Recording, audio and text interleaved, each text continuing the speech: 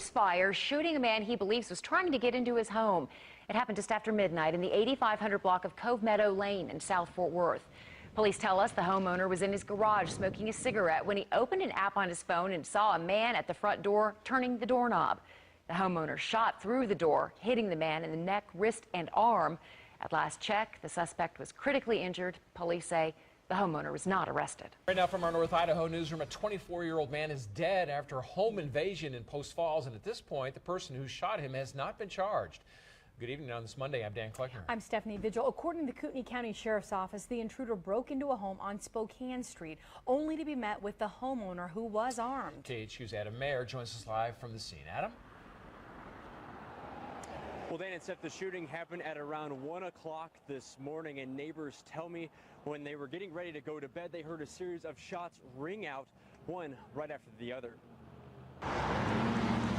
I heard 2 rounds of 3 pops. The silence of a Post Falls neighborhood. Pop, pop, pop. Shattered. Pop, pop, pop. By gunfire. And then I could hear the sirens kick in and looked out my window and saw a bunch of lights and heard the noise. Bernadette Jones lives close to where the home invasion happened Monday morning. Kootenai County Sheriff's deputies say an intruder broke in and wasn't quiet about it. The man and woman inside woke up to loud crashing noises and confronted the intruder. They told him to leave, deputies say, but he didn't. And then it got worse. They say he started trying to fight the homeowners, and that's when the man shot and killed the intruder. Deputies say they got there and found the 24-year-old man dead and the homeowners shaken up. Jones says after all the commotion, she went to check to see if her doors were locked. It does make me a little nervous.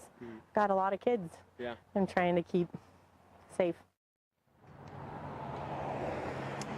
Now, the Sheriff's Office says they are working on notifying next of kin for the victim. At this time, they are still working, or they haven't released the identities of those involved.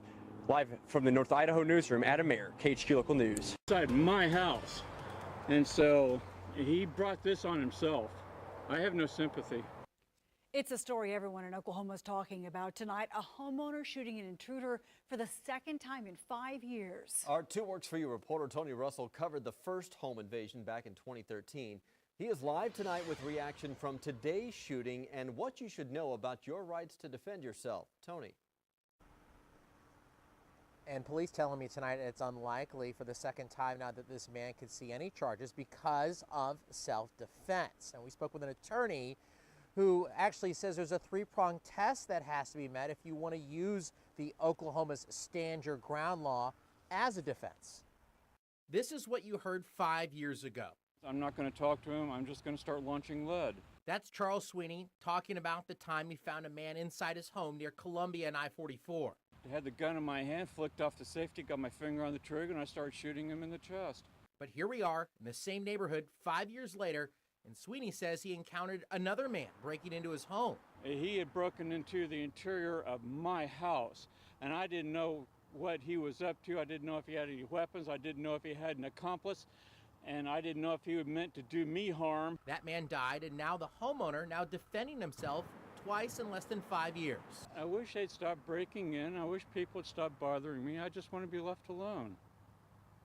So, to live my life and fix my house and just leave me alone. Attorneys say Oklahoma's Stand Your Ground laws are pretty cut and dry. The first prong is you have to be the homeowner or the tenant on a lease. Second, the person has to enter unlawfully or be in the process of entering unlawfully. And third, at the time of the shooting, the homeowner must not be engaged in illegal activity. The homeowner's final message. I'm a member of the National Rifle Association. I have been since 1993. I'm a member of Tulsa Red Castle Gun Club, and I have been since 1992. I've had a concealed handgun license since the summer of '96. Don't break into my house. And it'll ultimately be up to the Tulsa County District Attorney. We'll take the case and we'll determine if any charges, if any, need to be filed. Reporting live in Tulsa tonight, Tony Russell, 2 Works For You. Thank you, Tony. We want to know what you think about this man defending his home. Log on to our Facebook page right now and leave us a comment on the conversation.